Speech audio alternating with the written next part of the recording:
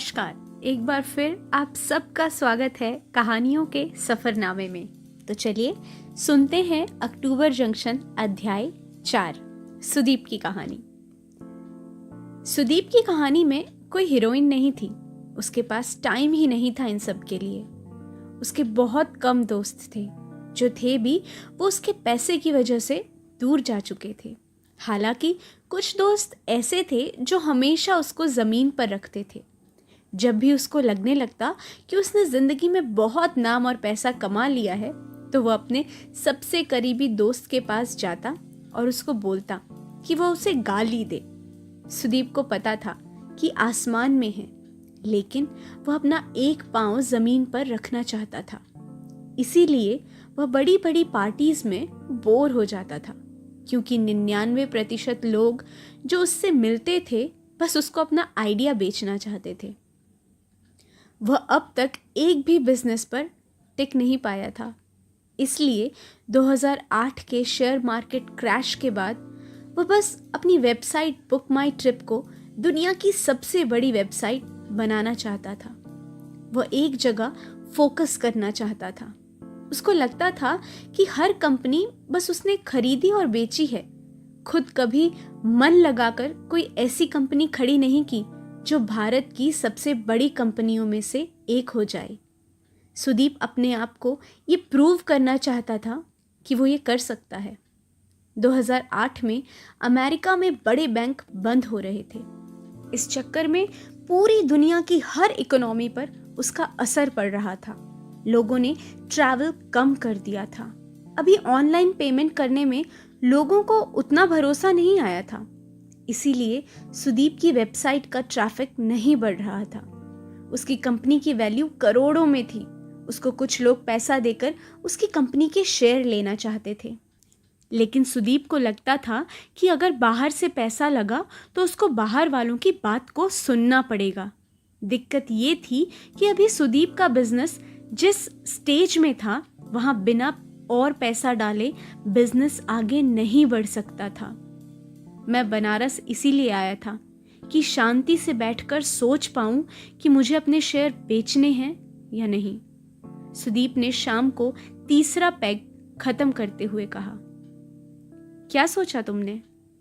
मन तो नहीं है, लेकिन आगे बिजनेस एक्सपेंड करने के लिए बहुत पैसा चाहिए।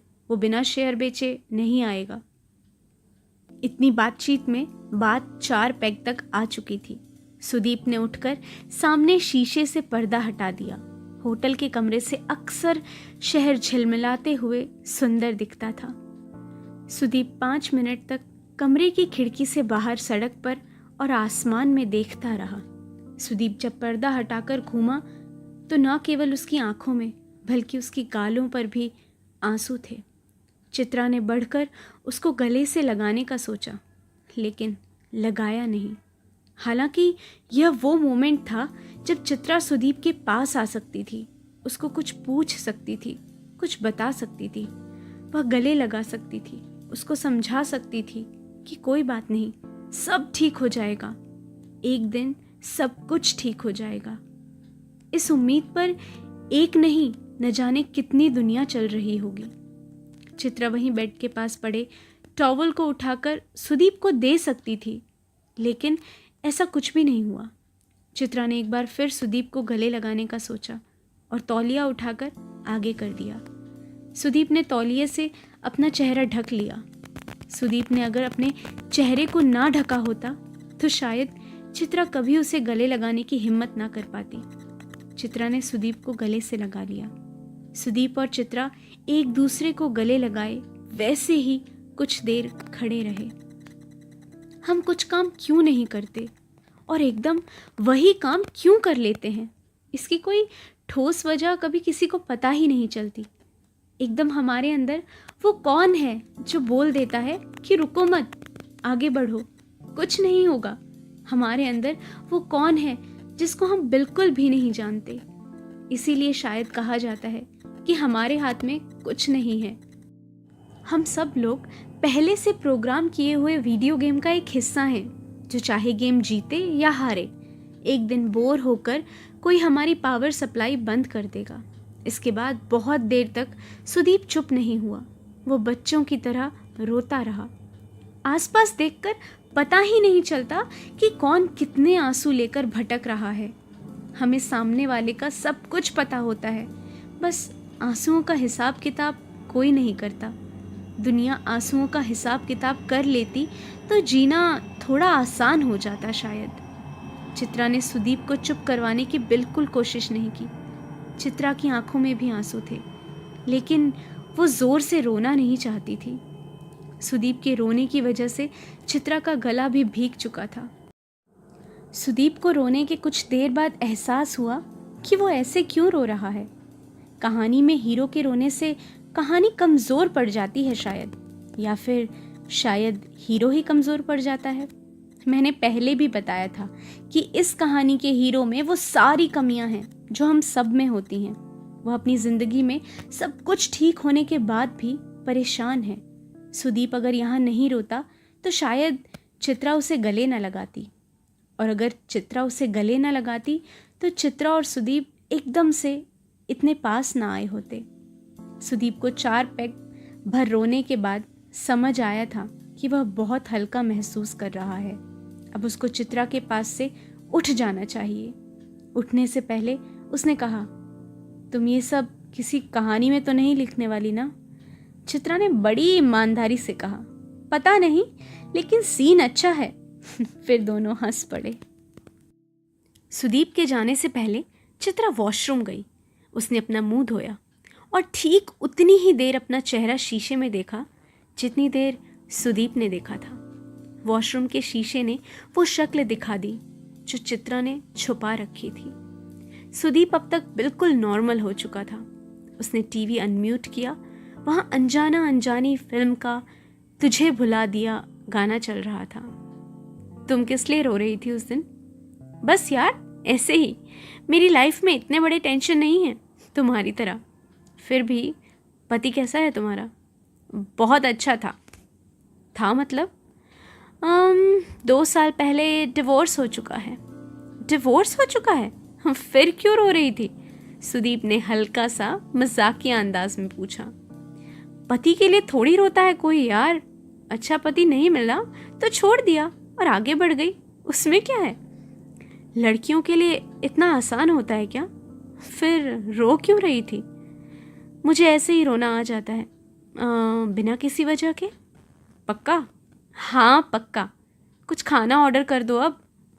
खाना खाने के बाद बताना क्यों रो रही थी। चित्रा मना कर सकती थी, उसे नहीं बताना था कि वो क्यों रो रही थी, लेकिन फिर पता नहीं क्या सोचकर उसने कहा, कल सुबह सुबह घाट पर बताऊंगी, नाव में। बोलो चलेगा तुम्हें? एक दिन में एक का ही रोना काफी नहीं है? सुदीप तुरंत तैयार हो गया। सुदीप के मन में आया कि वह पूछे कि रात के 1 बज चुके हैं, वो इतनी रात को अपने कमरे पर जाएगी? सुबह वो उसे कहाँ से लेगा? चित्रा इतना कुछ नहीं सोच रही थी।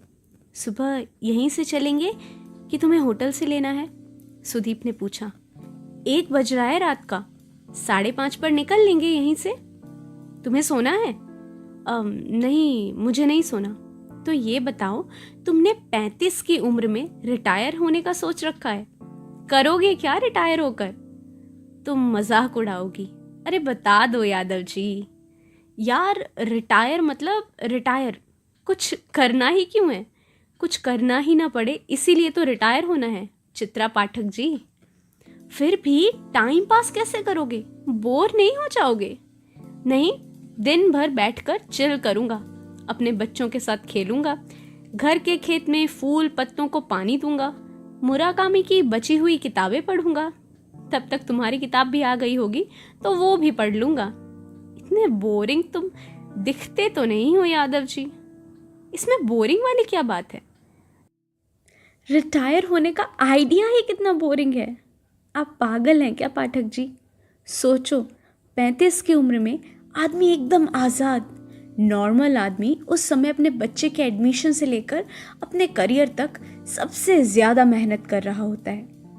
ये वही उम्र है जब माँ बाप बूढ़े हो रहे होते हैं। सबको पता है कि माँ बाप बूढ़े हो रहे हैं, फिर भी आदमी उनको टाइम नहीं दे पाता। इन शॉर्ट, आदमी अपने पास्ट और फ्यूचर दोनों के बीच पिस रहा होता है। चलो मान ली तुम्हारी बात, तुम्हें इतनी अटेंशन की आदत पड़ चुकी है, इतने लोग जानते हैं तुम्हें, तुम्हारे इतने सारे फैंस हैं, उनका क्या करोगे? उनसे कैसे पीछा छुड़ाओगे? लग रहा है मेरे बारे में सब कुछ गूगल कर लिया है तुमने। और क्या, लेकिन एक बात है, क्या तुम अपने ट्विटर और फेसबुक प्रोफाइल पर कितने अलग लगते हो। हर आदमी अपने फेसबुक प्रोफाइल से बहुत अलग होता है। खैर, तुम्हारी रिटायरमेंट की बात तो हो गई। इतने पॉपुलर हो तुम, उसका क्या करोगे? तुम्हें सुनकर अजीब लगेगा, लेकिन मैं चाहता हूँ कि मैं मरूं तो किसी को पता न चले, कोई शोर न मचे, कोई रोए न, सोशल मीडिया पर मेरी तारीफ में लंबे लंबे पोस्ट न लिखे जाएं, ना ही कोई मेरी फोटो शेयर करके मेरे बारे में कोई कहानी सुनाए। मरने की इतनी सारी बातें कर रहे हो, मरने से पहले कोई आखिरी इच्छा हो तो वो भी बता ही दो। वैसे मैं कभी बूढ़ी नहीं होने वाली हूँ, ना ही कभी मरने वाली हूँ। चित्रा ने ये कहते हुए सुदीप के कंधे पर सर रख लिया था और दोबारा बोली, मुझे मरने की बात से डर लगता है। आई होप मेरे सिर रखने से तुम्हें कोई दिक्कत नहीं है। सुदीप ने हाँ या ना कुछ भी जवाब नहीं दिया। सुबह 5 बजे का अलार्म लगा दो। अलार्म के लिए मोबाइल खोलना पड़ेगा, रिसेप्शन पर बोल देता हूँ। इन सब बातों में करीब 2:45 बज चुके थे। चित्रा की आंखों में नींद नहीं थी, सुदीप की आंखों में नींद ही नींद थी। कल जब मैं बहुत बड़ी राइटर बन जाऊंगी तो तुमसे किताब लॉन्च करवाऊंगी। तुम्हारे सोशल मीडिया पर इतने फॉलोवर्स हैं कि उनके 5% भी मेरी किताब खरीद लेंगे तो मेरी किताब तो बेस्ट सेलर बन जाएगी। किताब प्रमोट करने में नाटक तो नहीं करोगे ना? चित्रा को यह एहसास ही नहीं था कि सुदीप सो चुका है। उसने अपना मोबाइल खोला, अपनी और सुदीप की एक फ़ोटो ली। फ़ोटो को 1-2 बार देखा, फ़ोटो डिलीट की और सोने की कोशिश करने लगी। फ़ोटो खींचकर उसको 5 सेकंड बाद डिलीट कर देने के पीछे क्या वजह होती होगी, यह कहना मुश्किल है। कम से कम कहानी सुनाते हुए मुझे तो समझ नहीं आया कि चित्रा ने ऐसा क्यों किया होगा।